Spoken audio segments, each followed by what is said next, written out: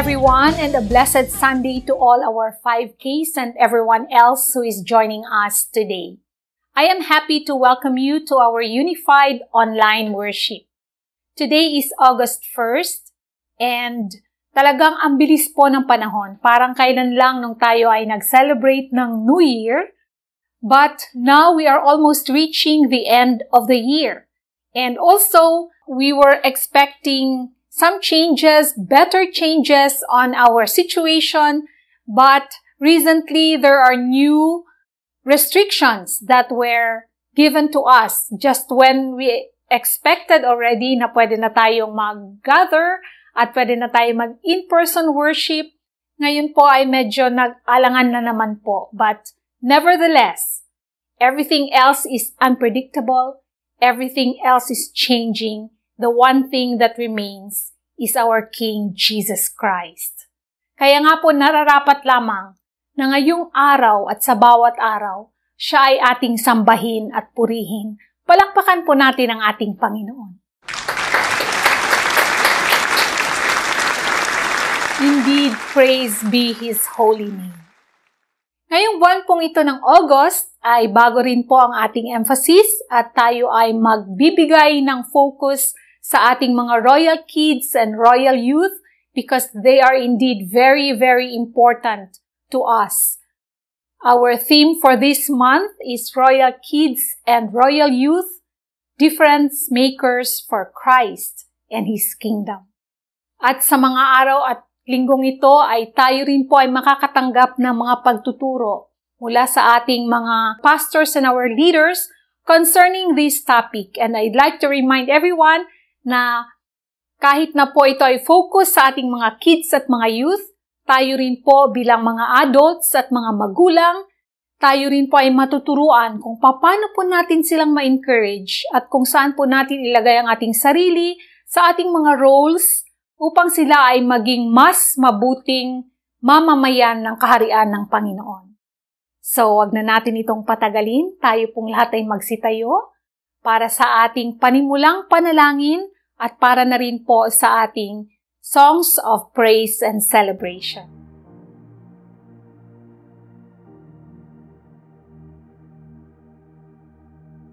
Magandang umaga po sa lahat ng 5Ks. Tayo po'y manalangin. Aming Diyos na makapangyarihan, dakila at mapagmahal. Narito po kami ngayon, malapit sa inyo, nagpapagkumbaba at nagsusumamo. Humihingi po ng kapatawaran sa lahat ng nagawang kasalanan namin sa iyo. Maraming salamat po sa kabila po ng pandemic at crisis. Patuloy niyo po kami iningatan at binigyan ng malusog na pangangatawan. At kahit kailan, hindi ka nagkulang sa lahat ng aming pangangailangan. At binigyan niyo po kami ng kapayapaan at kaligayahan sa bawat puso. Dalangin ko po sa lahat ng nanonood at nakikinig sa live streaming na ito. Napakaingatan niyo po at i-bless. At dalangin ko din po ng iyong banal na Espiritu ay mangusap at kumilos sa bawat puso. At magpapatuloy po kaming magpupuri at maglilingkod sa inyo. Dalangin ko din po na yung total kingdom blessings ay bubuhos at dadaloy sa lahat ng BCFI pastors, leaders, at mga 5Ks sa Luzon, Visayas, at Mindanao. Ito po ang aking dalangin sa pangalan ni Jesus na aming Diyos, aming Hari, at aming tagapagligtas. Amen.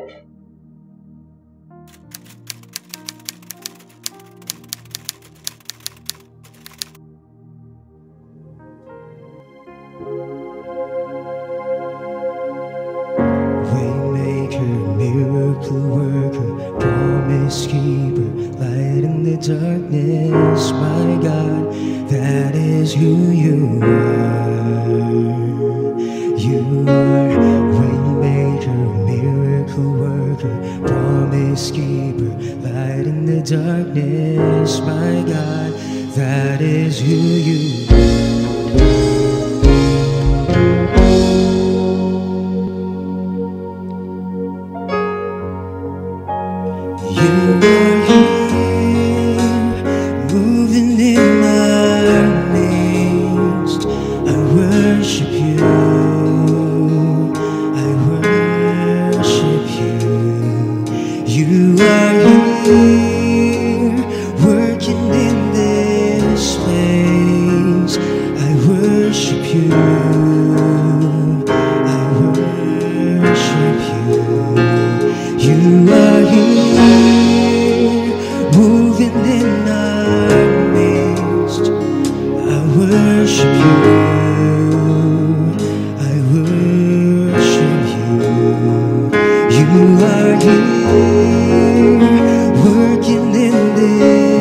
place. I worship you, I worship you, 'cause you are maker, miracle worker, promise keeper, light in the darkness. My God, that is who you are. You are maker, miracle worker, promise keeper, light in the darkness. My God, that is who you are. You are here, touching every heart. I worship you,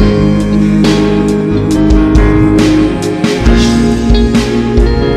You are here, healing every heart.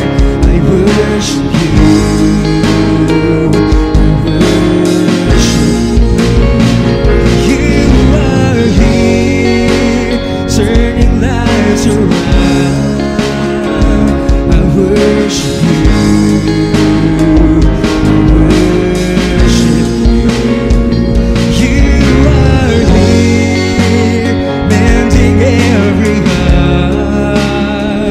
I worship you, I worship you. You are waymaker, miracle worker, promise keeper, light in the darkness. My God, that is who you are. You are waymaker, miracle worker, promise keeper, light in the darkness. My God, that is who you are. Waymaker, miracle worker, promise keeper, light in the darkness. My God, that is who you are. You are waymaker, miracle worker, promise keeper, light in the darkness. My God, that is who you are. That is who you are. That is who you are. That is who you are. That is who you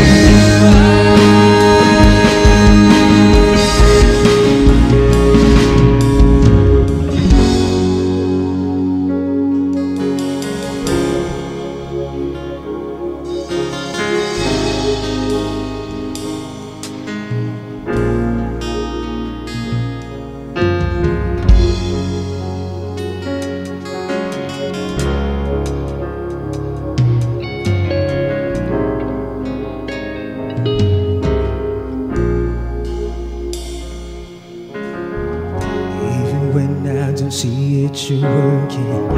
Even when I don't feel it, you're working. You never stop, you never stop working. You never stop, you never stop working. Even when I don't see it, you're working. Even when I don't feel it, you're working. You never stop, you never stop working. You never stop, you never stop working.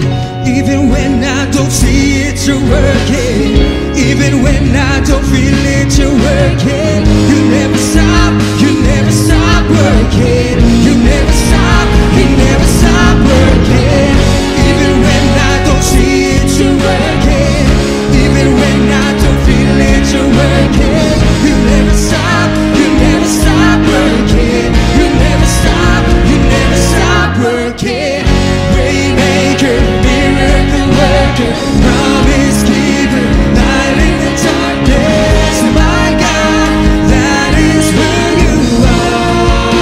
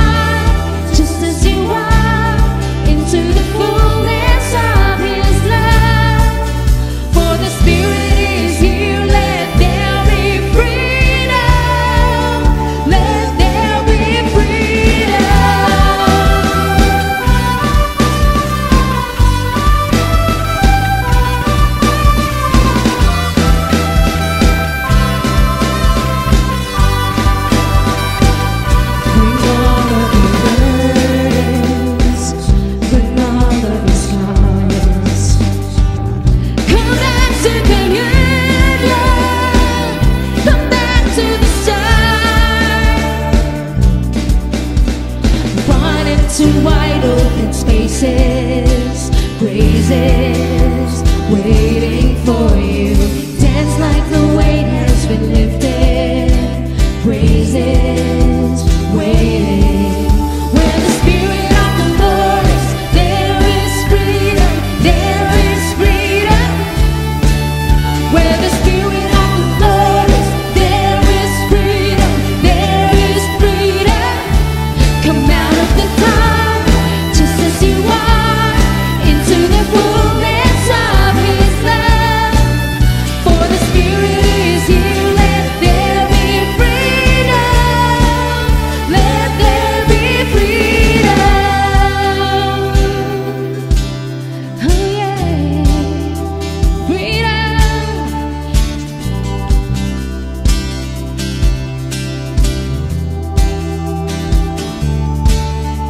Chains will fall, prison shake at the sound of Jesus' name.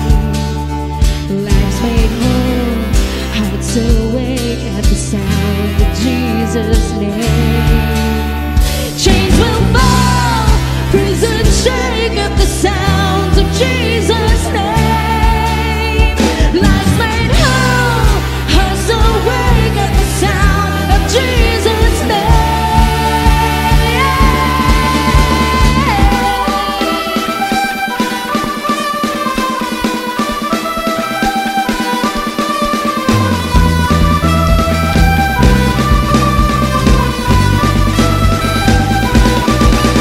Where the Spirit of the Lord is, there is freedom. There is freedom.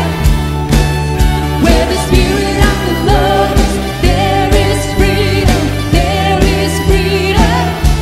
Come out of the dark, just as you are, into the fullness of His love. For the Spirit is here, let there be freedom. Let there be freedom.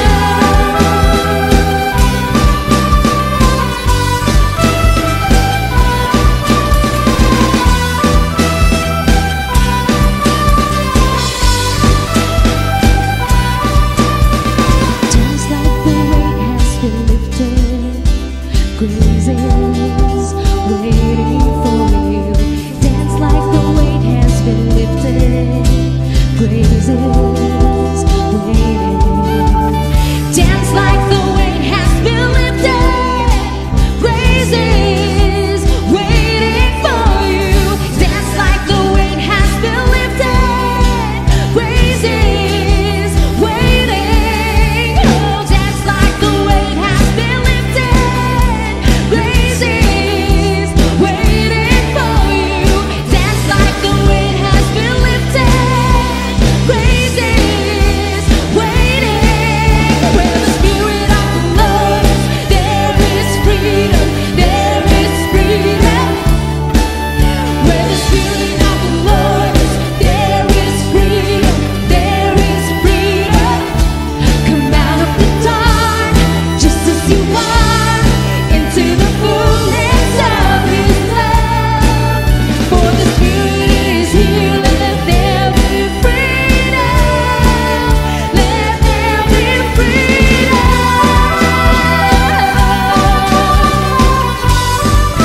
Let there be freedom.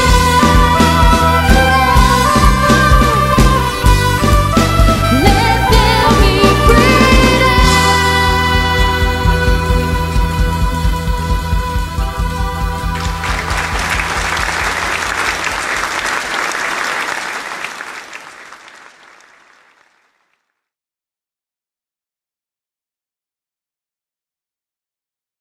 Please raise your Bibles as we recite the BCFI Pledge to the Bible.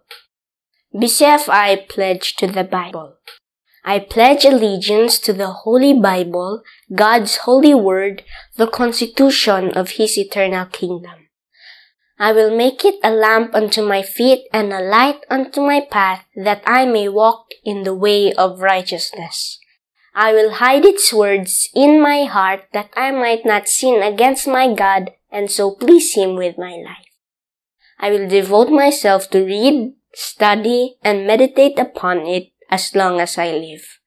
I will obey every command and follow each instruction to show my love and loyalty to my King. And I will always be ready to proclaim its truth in season and out of season. So help me God.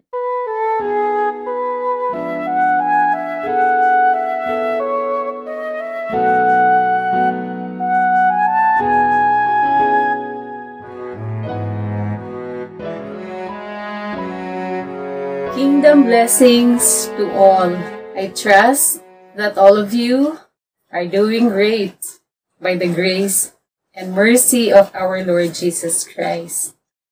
Today, we will consider some verses from scriptures upang tayo ay mapaalalahanan na bilang mga alagad, we can live as difference makers para sa ating Panginoon Jesus.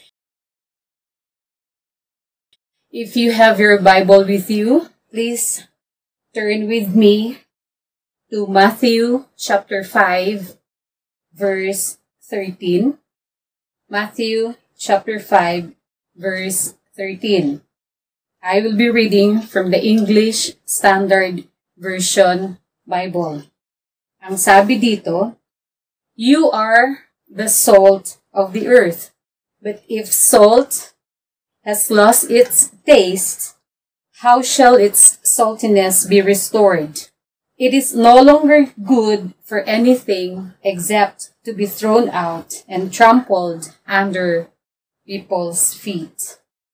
Hundreds of years ago, meron isang tao who got the morning newspaper, and to his shock, nakita niya ang kanyang pangalan sa obituary column. The newspaper reported the wrong guy by mistake. Ang una niyang response, nung mabasa niya ang kanyang pangalan doon sa column ng obituary, ay shock. Bakit akong dito? Teka lang, sabi niya, buhay pa ba talaga ako? O totoo itong nakasulat sa dyaryo? Matapos niya ma-regain ang kanyang composure, on second thought, sabi niya, teka, tignan ko kaya kung anong sinasabi ng mga tao tungkol sa akin. At nung pagbasa niya sa dyaryo, nakita niya na meron isa nagsabi that the Dynamite King dies. At meron din nagsabi na he was the merchant of death. Dahil siya ay tinaguriang inventor ng dynamite. A merchant of death. Sabi niya, teka, is this how I would like to be remembered? Is this how I'd like others to remember me when I'm gone? So he got in touch with ang kanyang feelings at ang sabi niya, I will decide. Hindi ito yung papaano gusto ko maalala ako ng mga tao pag ako ay wala na. Kaya simula sa araw na ito, sabi niya, magdedesisyon ako and I will start working towards peace. Ang taong yan ay si Alfred Nobel. And he is remembered until today for the great Nobel Prize. Alfred Nobel made a difference in his lifetime that he is remembered until today. Sa panahon ng Panginoon Jesus, ang asin ay napakahalaga at ang value niyan ay katulad ng ginto. In fact, during the Roman period, ang asin ay ibinibigay bilang sweldo sa mga sundalo. Ito ay mahalaga sa panahon ng Panginoon Jesus dahil sa kanyang kagamitan sa araw-araw na pamumuhay nila. At ginamit din niya itong image na ito dahil ito ay mas maintindihan ng mga alagad niya kasi nga makarelate sila dito. Hindi lang ito para maging preservative, pero ito rin ay ginagamit para ma-enhance ang lasa ng anumang pagkain.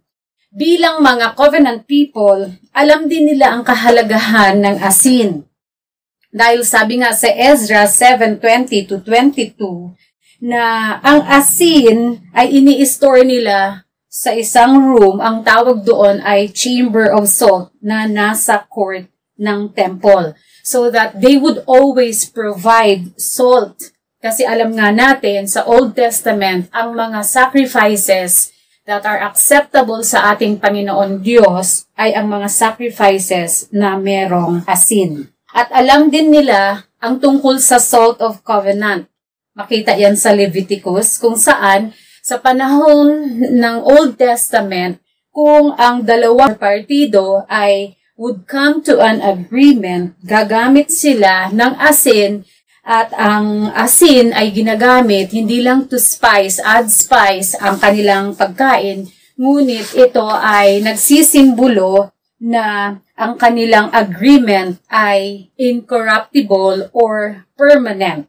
Kaya, sa Biblia, ang asin ay nagsisignify ng everlasting covenant. At hindi lang yun, it also symbolizes purity, wisdom, perfection, hospitality, durability, and fidelity.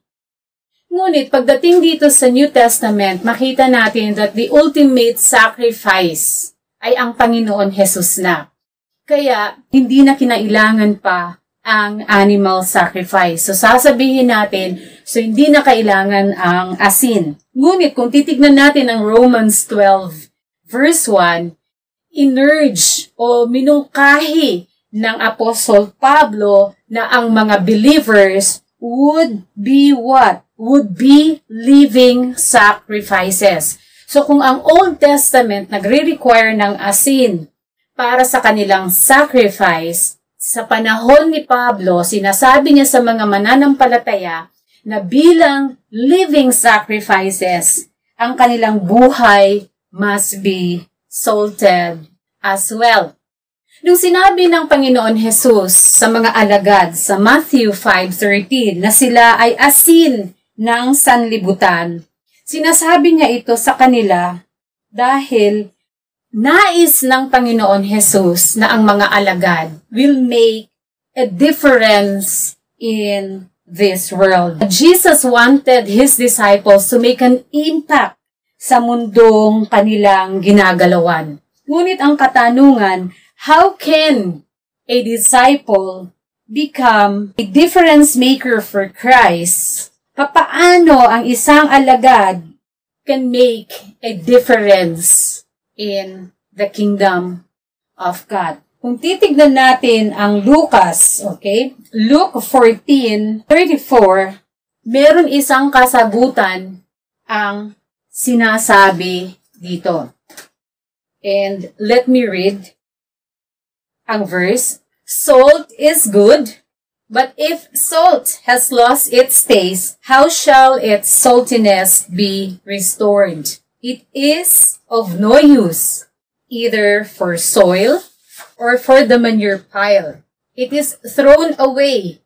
He who has ears to hear, let him hear. Hindi aksidente na dinugtong ni Dr. Luke ang mga salitang, he who has ears, let him hear.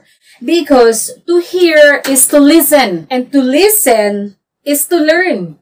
And to learn is to obey. We can become difference makers for Jesus Christ and His kingdom if we will walk in the pathways of obedience. So, ang una, papaano tayo maging difference makers for Jesus Christ? Ang una, kinakailangan we have the right relationship with Jesus Christ. At ito ay makikita sa ating obedience sa ating Panginoon Jesus. Bilang mga alagad, kinakailangan natin sumunod sa Panginoon. Hindi lang ngayon, hindi lang bukas, ngunit sa lahat ng pagkakataon, sa lahat ng panahon, anuman ang mga circumstances surrounding us or ang mga hamon na kailangan nating harapin, kinakailangan in good times or in bad times, patuloy tayo sumunod sa ating Panginoon Diyos. Bakit? Dahil ang mga taong nakapaligid sa atin are watching our lives and our testimony should bring glory and honor sa ating Panginoon. Only with right relationship sa ating Panginoon, we can be a difference maker for Him.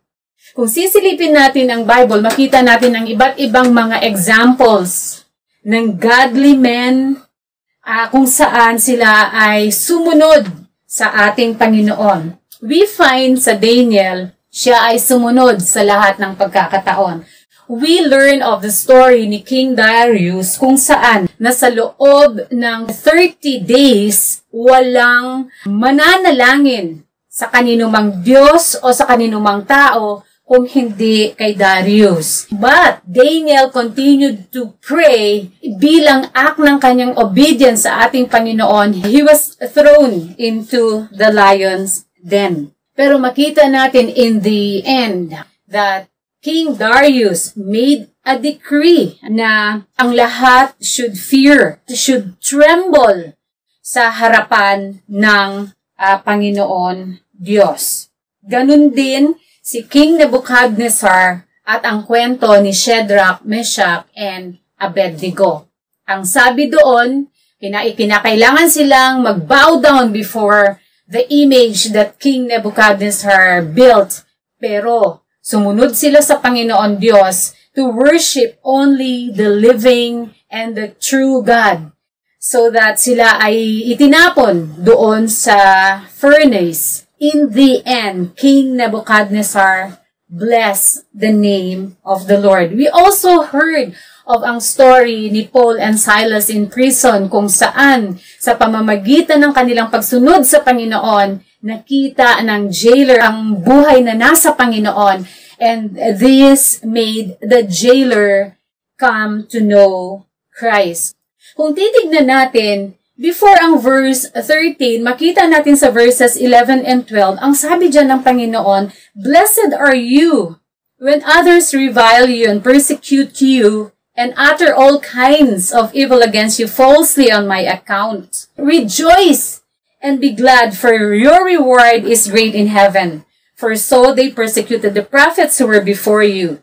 Alam ng Panginoon Jesus that ang mga believers ay hindi lang magkakaroon ng buhay na maayos, na masarap, ngunit there will be times of persecution. Sinasabi ng Panginoon, para kayo ay maging asin sa mundong ito, manatili kayong masunurin sa Panginoon Diyos, upang ang inyong buhay ay mag-reflect ng katotohanan ng buhay na Diyos sa inyong individual lives.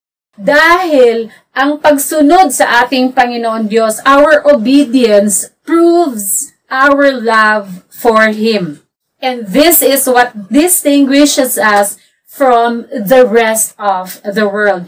We are known to be lovers of God instead of lovers of the world. Kung lahat ng inuutos ng Panginoon Diyos sa atin ay nasusunod natin, tayo nga ay maging asin.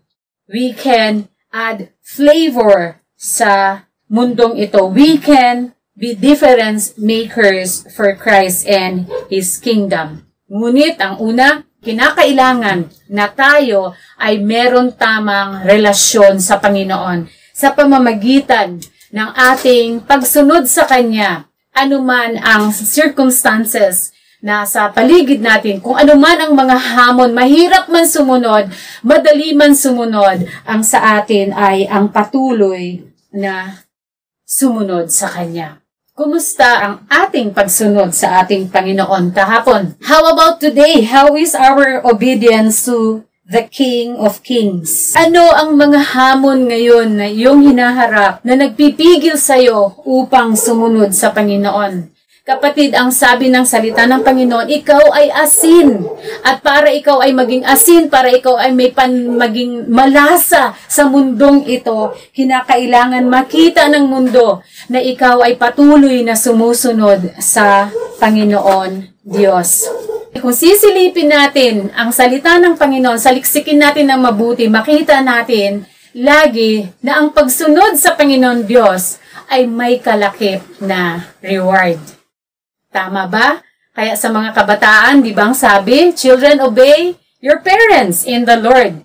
Yan ay may kalakip na pangako. Yan ay may kalakip na pagpapala. Yan ay may kalakip na blessing. So para sa mga alagad ng Panginoon, tayo ay asin na ng sanlibutan. And we should be making a difference in our world today. Before we can ever be a difference maker, we need to have the right relationship with God through Jesus Christ sa pamamagitan ng ating pagsunod sa Kanya. Pangalawa, hindi lamang right relationship with our God, pero ang pangalawa, for us to become difference makers, we need to have the right relationship with each other. Let me read to us Mark 9, verse 50. At ang sabi dito, salt is good, but if the salt has lost its saltiness, papaano pa daw ito magiging salty again? Have salt in yourselves and be at peace with one another. Have salt in yourselves and be at peace with one another. Kung titignan natin at babalikan natin ang sermon ni Jesus on the Mount, we will notice that Jesus enumerated ang daming list ng papaano ang isang disciple niya mamuhay. Ito ay may kinalaman sa ating relationship with others. Inilaan ng writer ang 3 chapters para sa sermon ni Jesus, simula sa chapter 5 hanggang sa chapter 7.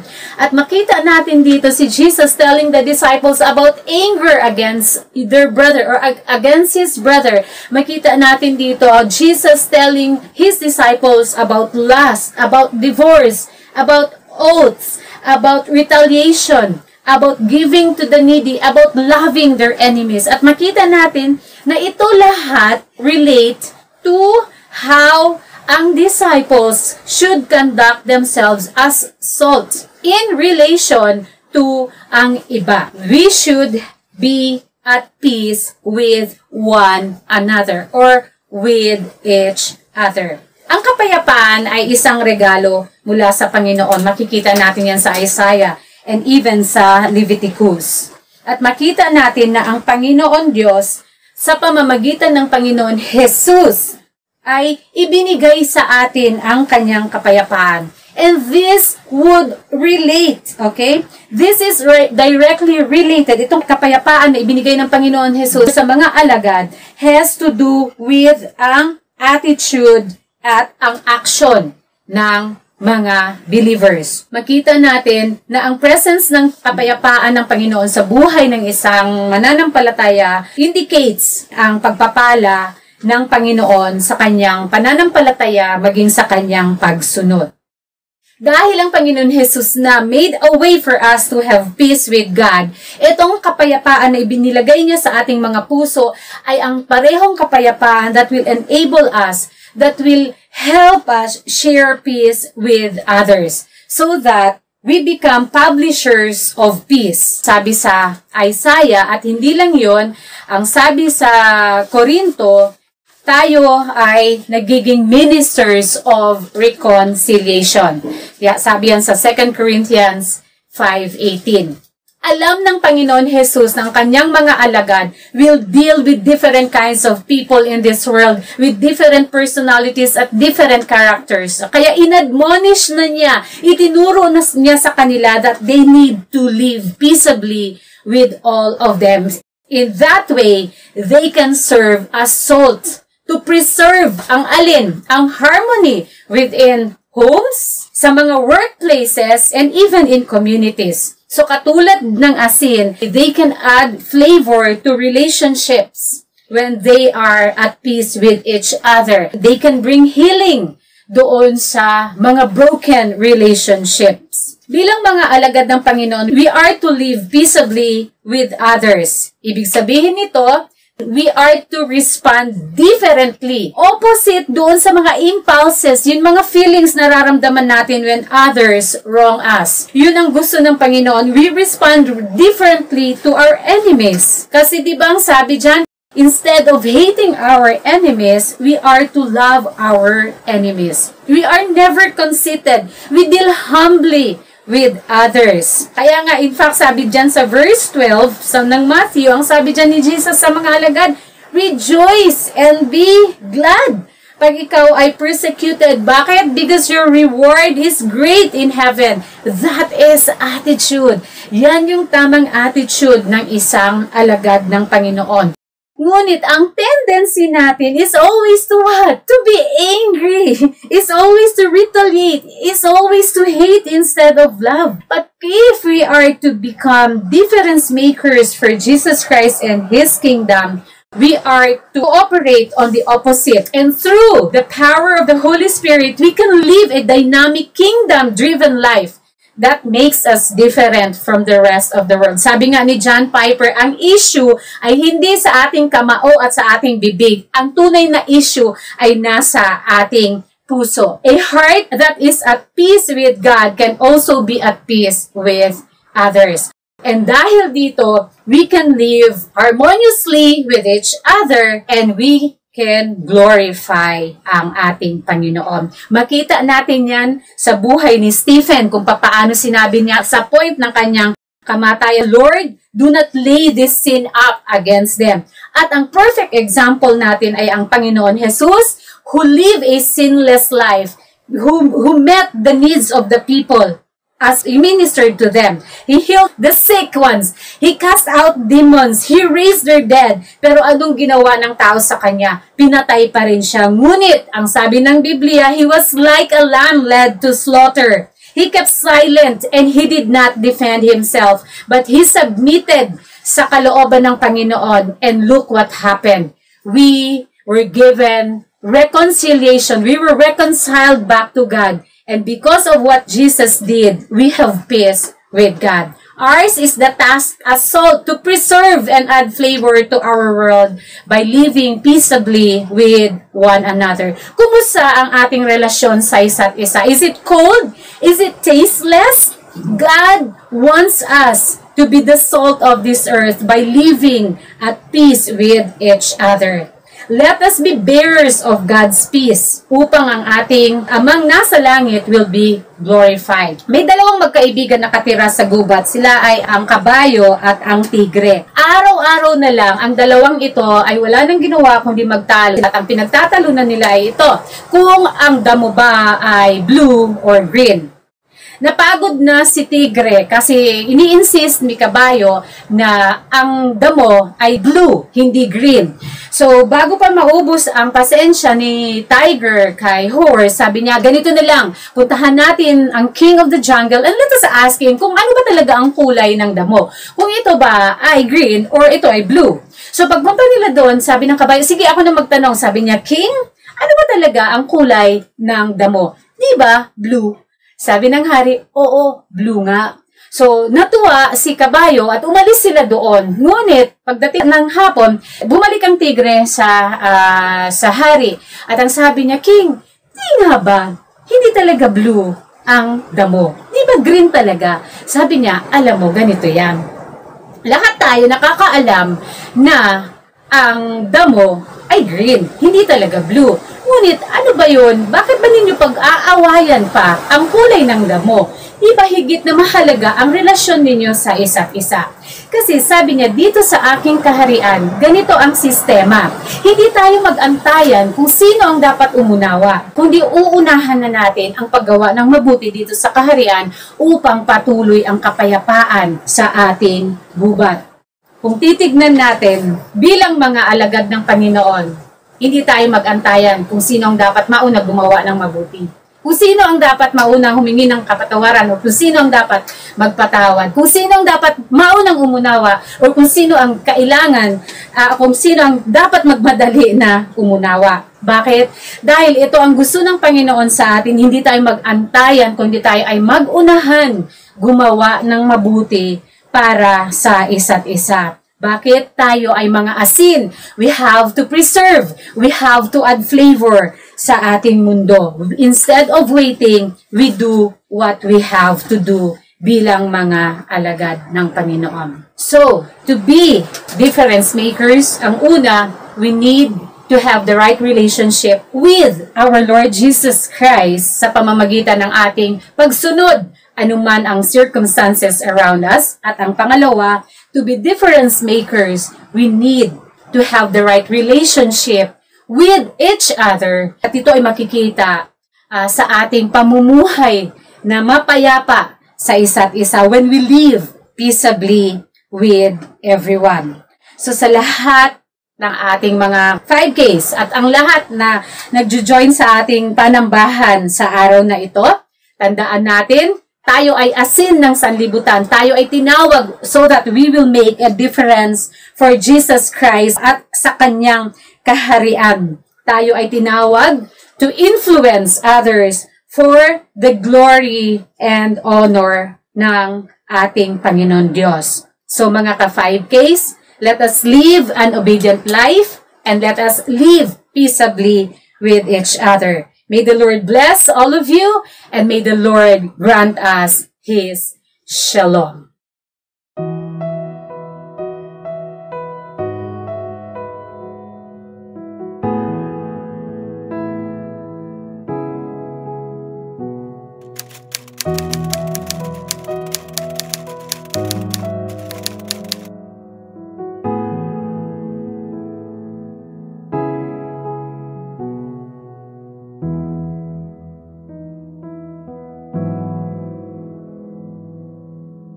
Shalom everyone! Andito na naman po tayo sa isang part po ng ating pananambahan sa ating Diyos at Hari. And that is of course, the fellowship around the table of a celebration at tinatawag natin the Lord's Supper or Holy Communion.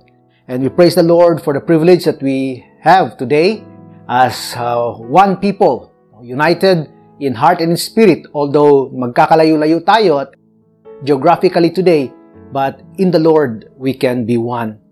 And so I may request everyone to please just meditate upon the Lord, upon His goodness and faithfulness to us, especially that as we come before the Lord's table. At ang pinaalala po ng ating Panginoon, the first time po they did this with His disciples in the upper room, ang sabi niya po, in remembrance of me.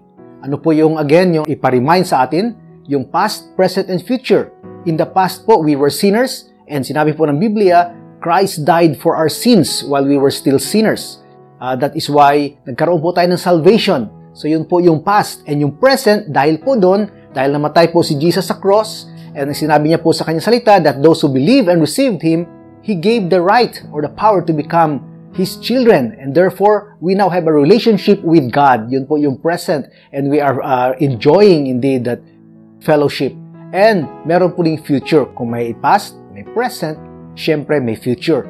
At yung future po ay yung dahil po tinanggap natin si Jesus bilang ating tagapagligtas at Panginoon, ang promise niya po ay meron tayong buhay na walang hanggang eternal life.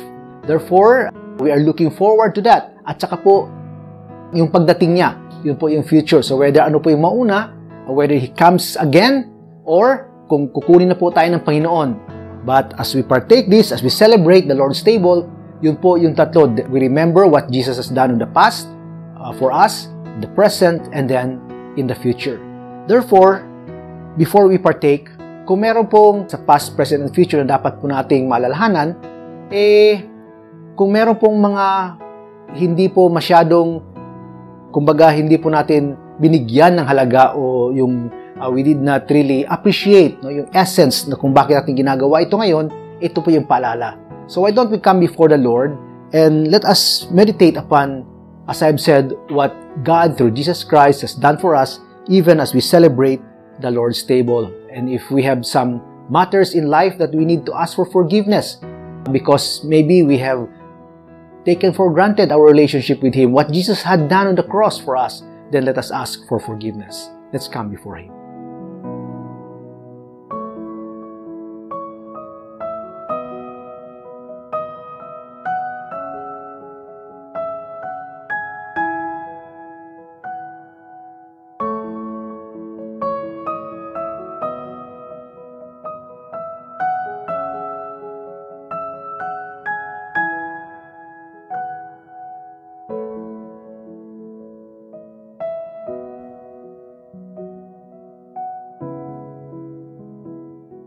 Our loving God, our Heavenly Father, and our Savior King, we thank you for this day wherein we could celebrate what you have done for us through the Holy Communion. We thank you, Lord, that you have said that we will do this in remembrance of you. What you did in the past, you have forgiven us from our sins by dying on the cross. And then, therefore, Lord, today we are enjoying that fellowship, that relationship with you. And then, Lord, in the future, you'll be coming again, and then we will live for all eternity. So, Father, I pray that as we have asked for forgiveness, perhaps, Lord, for things that we have taken for granted regarding our relationship with you, about what you have done, your goodness and faithfulness. Ang sabi niyo rin po sa inyong salita, we can show that we love you by obeying you. So, Lord, please forgive us kung nagkulang po kami. Forgive us, Father, in times wherein perhaps we have not really thanked you or have really done our part in showing our love for you, in that we have failed, Lord, in some areas, in some aspects, Lord, of our obedience. Please forgive us, Lord, and make us worthy that as we come before this table, Lord, as a family, as part of your kingdom, then we will have that relationship, that wonderful relationship with you, and we will enjoy this time together. So, Lord, I pray that as we partake these elements, may this indeed remind us of who you are and what you have done in each of our lives. We thank you, Lord. In Jesus' name we pray. Amen and amen. Isaiah 53 verses 4 to 6 says, "Surely He took up our infirmities and carried our sorrows. Yet we considered Him stricken by God, smitten by Him, and afflicted. But He was pierced for our transgressions. He was crushed for our iniquities. The punishment that brought us peace was upon Him, and by His wounds we are healed. We all like sheep have gone astray. Each of us has turned to his own way, and the Lord has laid on Him the iniquity of us all." This time po, aki pong hinihiling yung mga nakakatanda po dyan sa bahay, the parents, especially po yung mga ama ng tahanan, kung nandyan po kayo, to please assist the members of your family by taking the elements or distributing it to them. At saka po yung mga, kung meron tayong mga iglesia, yung mga kasamahan po natin ng mga 5Ks na who has the privilege of having limited in-person worship, then this is the time for pastor to distribute or to serve the elements. And let us wait for one another as we do this in unity in the Lord Jesus Christ.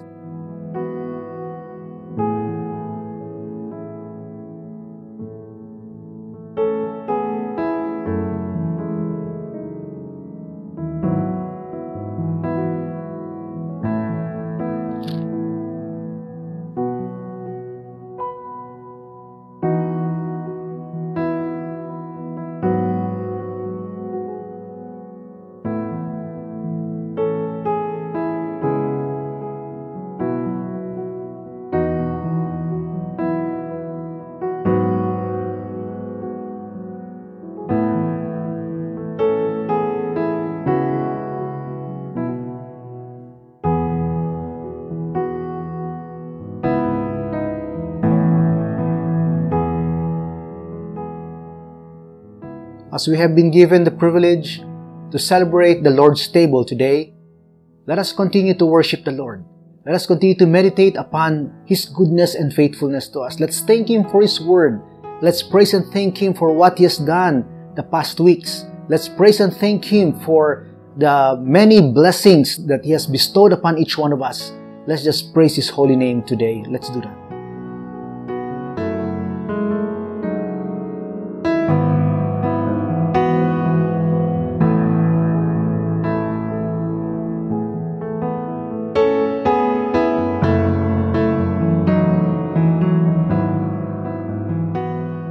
This time po, let's raise the bread, which represents the Lord's body, which was smitten.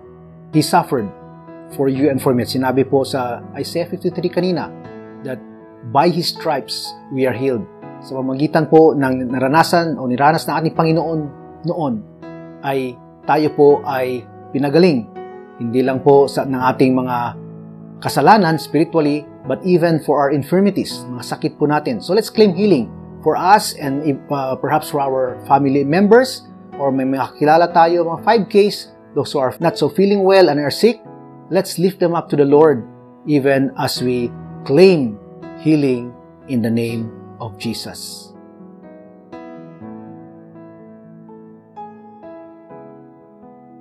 For I received from the Lord what I also passed on to you. The Lord Jesus, on the night He was betrayed, took bread. And when He had given thanks, He broke it and said, "This is my body, which is for you. Do this in remembrance of me." Sabay-sabay po nating kainin ng bread.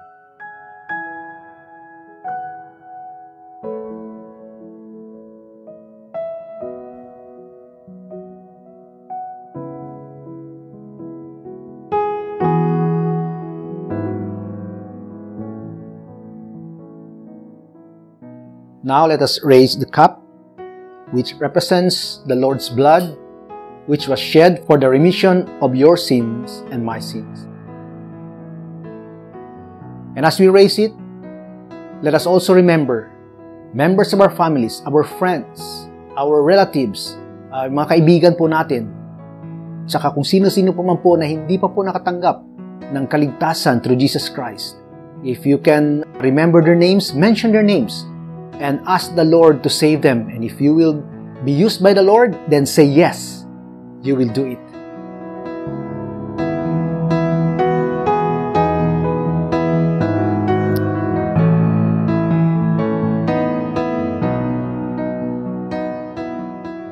In the same way, after supper He took the cup, saying, "This cup is the new covenant in my blood.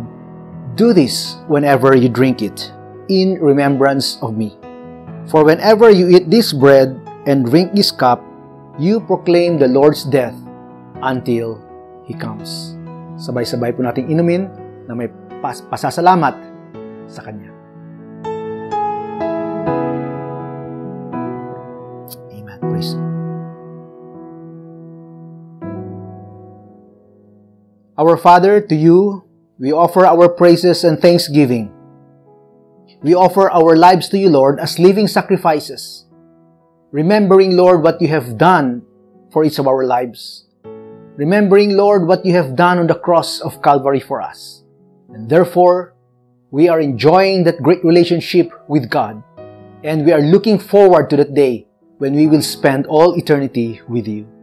Thank you, Father, for this time of celebration. Thank you, Father. We bring back all the glory, the praise, and the honor to you alone, our God and our King. In Jesus' most blessed and powerful name we pray. Amen and amen. Shalom, everyone.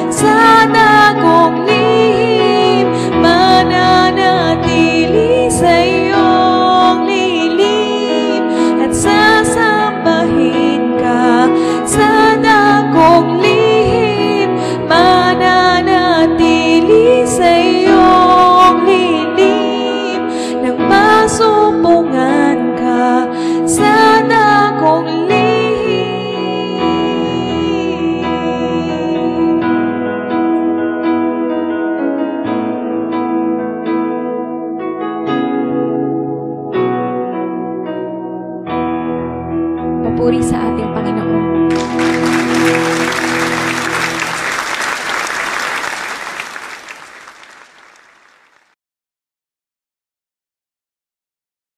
BCFI Mission Statement: to proclaim the gospel of the Lord Jesus Christ in the power of the Holy Spirit and to persuade people to become disciples and responsible citizens of the Kingdom of God through the local BCFI Church. Vision Statement: to see the Kingdom of God established in every community where there is a BCFI ministry, thus making the local BCFI Church a visible manifestation of the Kingdom of God and a catalyst towards society where love, righteousness, and justice reign, where there is progress and prosperity are abundant living, and where peace and goodwill prevail among its people and environment. Wherefore, Jesus Christ is recognized as King of Kings and Lord of Lords.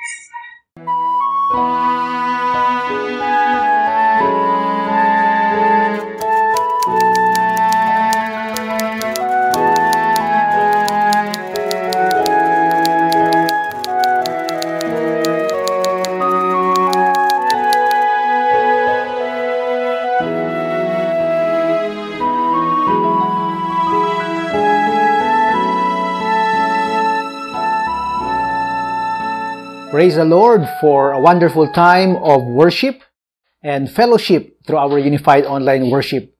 And we thank the Lord for allowing us to be able to do this in the midst of the situation that we have now. No? At kahit paano pa man, nagpapasalamat tayo sa ating Panginoong Diyos na tayo po ay pinagkaloob niya, no, ng ganitong pagkakataon, ganitong style of worship.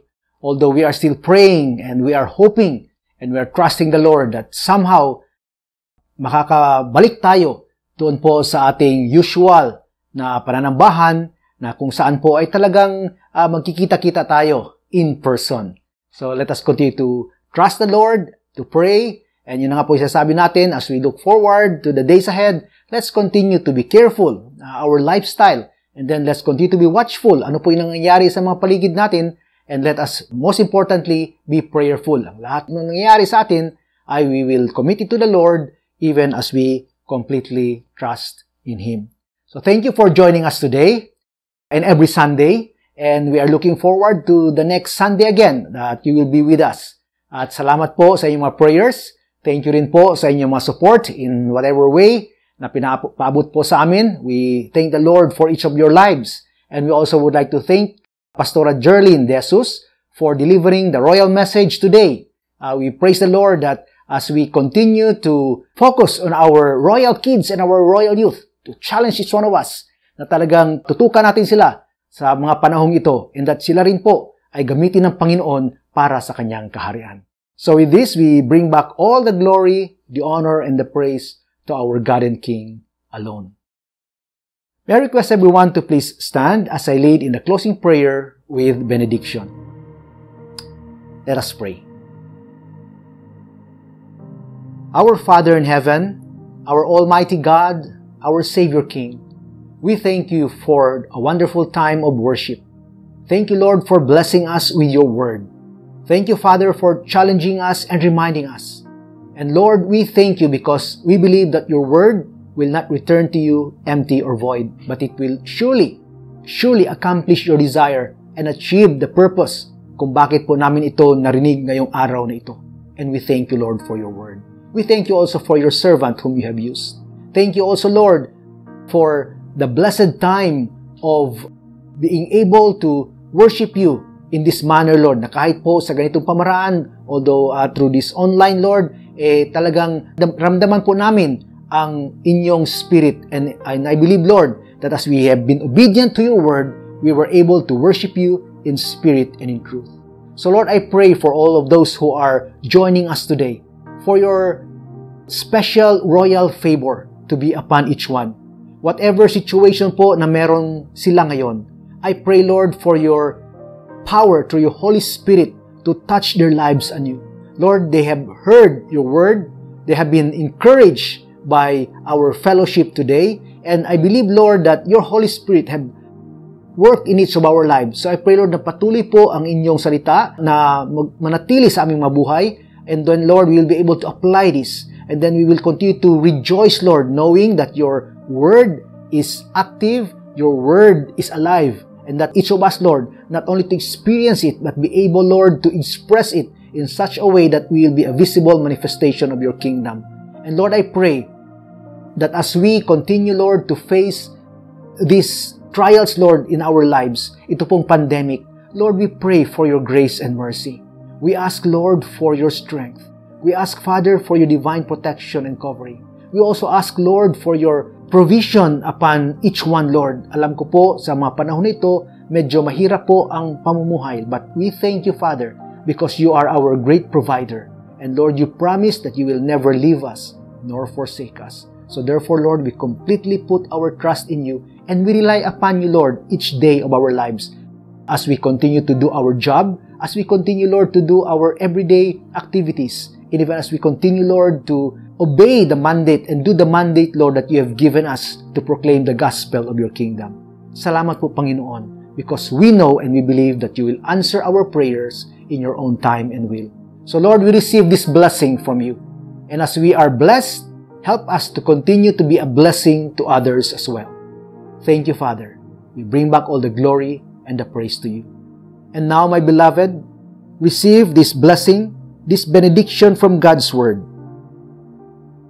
But you, dear friends, build yourselves up in your most holy faith and pray in the Holy Spirit. Keep yourselves in God's love as you wait for the mercy of our Lord Jesus Christ to bring you to eternal life. Be merciful to those who doubt. Snatch others from the fire and save them. To others, show mercy mixed with fear, hating even the clothing stained by corrupted flesh.